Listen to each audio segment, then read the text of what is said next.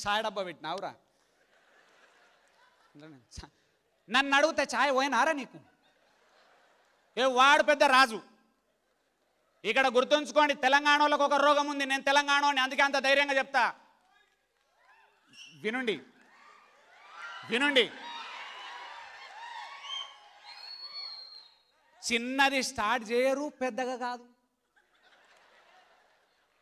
అంత 5 star hotel direct రావాలి వానికి, ఎవడిస్తాడు నీకు? పాండబ్బా పెడతాంరా మనం, కిరాణా కూడా పెడతాంరా. మళ్ళీ అడుగు, ఎన్ని పైసలు నీ దగ్గర? ఏడున్నాయి? పైసలు లేవు, ఆల్రెడీ జాబ్లో ఏడిసినావు, టైం లేదు, ఎక్స్పీరియన్స్ లేదు, దమ్ము లేదు. ఏ బిజినెస్ స్టార్ట్ చేస్తారు చెప్పండి? ఇక ఛాలెంజ్ చేస్తున్నా మీకు అందరికి.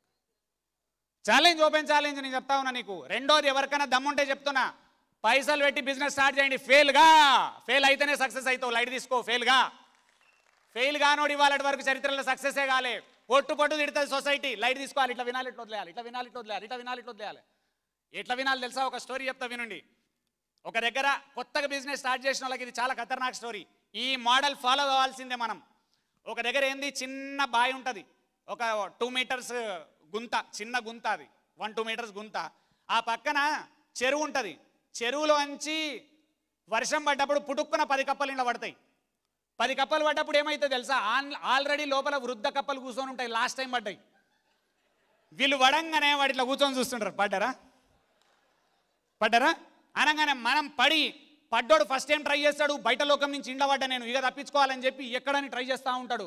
ఈ వృద్ధ జంబుకాలు కూర్చొని ఎక్కలేవు కాదు ఇట్లా చెప్తుంటే 10 మెంబర్స్లలో ఒక ఇద్దరు డైరెక్ట్గా వీళ్ళని చూసి విని, ఎట్లాగూ ముసలోళ్ళు ఎక్కలేము, మనం కూడా ఎక్కలేము. వృద్ధ జంబుకాలు ముసలోళ్ళు కాదు, అక్కడ మైండ్ సెట్ ముసల్ది, ఏజ్ కాదు. గుర్తుంచుకోండి, 60 ఏళ్ళల్లా ఏది రోజు షూటింగ్ చేసి మళ్ళీ వచ్చి ట్రైనింగ్ చేస్తారు. ఎంత ఖతర్నాక్ వీళ్ళు చెప్పండి. ఆ టైంలో నేనైతే చేయకుండా పండుకుంటానేమో నేను పోయి. అది వృద్ధులు అంటే మైండ్ సెట్తోని వృద్ధులు, ఏజ్తోని కాదు. ఇంకా ప్రతిరోజు ఫైటింగ్. అట్లా ఆ వృద్ధ జంబుకాలు అంటే చెప్పంగానే ఒక 2-3 మొరేలు వదిలేసి కప్పలు లైట్ తీసుకుంటాయి. ఇంకొక 4-5 ఎక్కుతా ఉంటాయి. లాస్ట్కు అన్నీ వదిలేసి ఒక్క కప్ప మాత్రమే ఎక్కుతుంటుంది. పైన జోకేం తెలుసా? పైన స్లిప్ అయ్యి, అంటే అందులో పడడం స్లిప్ అయ్యి సడన్గా పైకి ఎక్కిన ఒక 10 మంది బయట నుంచి చూసి, పడ్డారా, ఎక్కలేరు మీరు అని పైనుంచి, లోపల నుంచి మీరు ఎక్కలేరని లోపల నుంచి. ఒక కప్ప మాత్రము ఎంతమంది ఎక్కలేవు అంటే అది ఇంకా ట్రై చేస్తుంటుంది. ఎవరికి అర్థం కాదు ఎందుకు ట్రై చేస్తుందో. ఫైనల్గా ఒక్క కప్ప సక్సెస్ అవుతుంది. ఖతర్నాక్ బయటకు దూకేస్తాం మొత్తం. అందరికి అర్థం కాదు. వచ్చి అడుగుతారు, ఎట్లా ఎక్కినవు నువ్వు అని చెప్తే అసలు గమ్మత్తైన విషయం, అది చెవిటి కప్ప. అది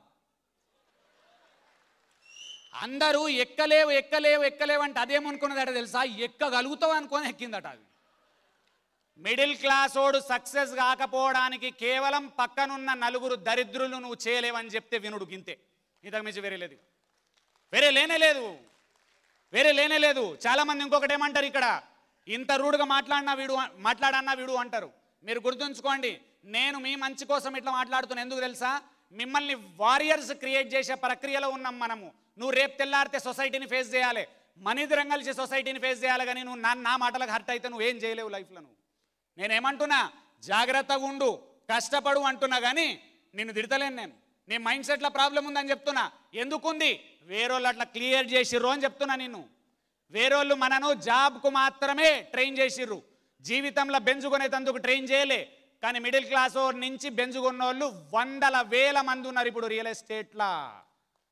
ఎస్టేట్లా బెంజ్, జాగువార్, BMW, మర్సిడీస్లల్లా 4matic 1 crore కొన్న లీడర్స్ కూడా నాకు అందరి దగ్గర ఫోన్ నంబర్స్ ఉన్నాయి. నాది వాళ్ళందరి నా దగ్గర. ఏం లేదు, ఎర్ర బస్సులో మళ్ళీ చెప్తున్నా, ఎర్ర బస్సు ఎక్కి వచ్చిన తర్వాత రూమ్లల్లా రెంట్లు కట్టలేని పరిస్థితి. బీరు డబ్బాల అట్టలు కిందలు వేసుకొని 100 రోజులు కూడా ఉన్నాయి ఎండీలకు. ఇవాళ సామ్రాజ్యాన్ని వెళ్తున్నారు. హైదరాబాద్లో 10-15 ఏళ్ళ కృషి అది పట్టుకొని నిలబడ్డారు అంతే. మీరు కూడా గుర్తుంచుకోండి, 4 నుంచి 5 ఏళ్ళు ఆదూరితో ప్రయాణం చేయండి, నిన్ను ఆపే శక్తి దొరకదు. 2-3 రోజులు చేస్తా, లైట్ తీసుకొని నీతో కాదు. డైరెక్ట్ చెప్తా ఉన్నా, నీతో కాదు. టైం వేస్ట్ చేయకు. ఎందుకంటే మాకు టైం వేస్ట్ చేసే వాళ్ళు వద్దు, టైం ఇన్వెస్ట్ చేసే వాళ్ళు కావాలి.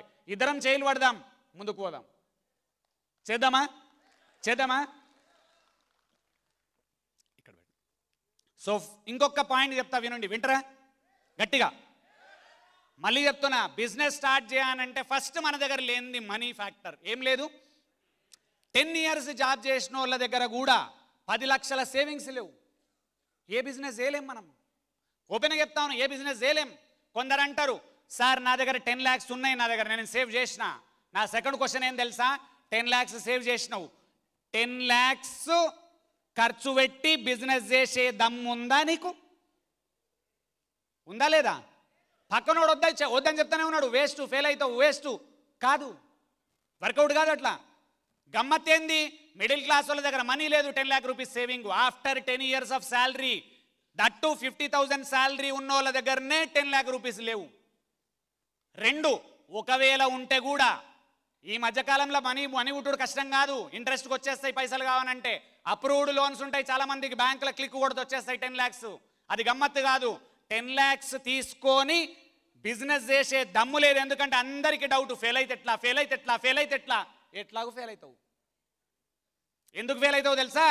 ఎక్స్పీరియన్స్ లేదు. మిడిల్ క్లాస్లో మనం వచ్చిన ఫ్యామిలీలల్లా తాత టీచరు, పిన్ని టీచరు, బాబాయిల్ టీచర్లు, మామ ఫిలాసఫీ ప్రొఫెసరు, నాన్న లెక్చరరు, బాబాయిల్, మొత్తం మెదక్ డిస్టిక్లల్లో ఏ తెలుగు టీచర్ అన్న తీసుకో మనకు రిలేటివే. మనకు ఆ వంశంలో నుంచి వచ్చినప్పుడు నీకేం చెప్తారు? బిజినెస్ చేయమని చెప్తారా? వాళ్ళు చేస్తే ఆగమైతావురా అంటారు.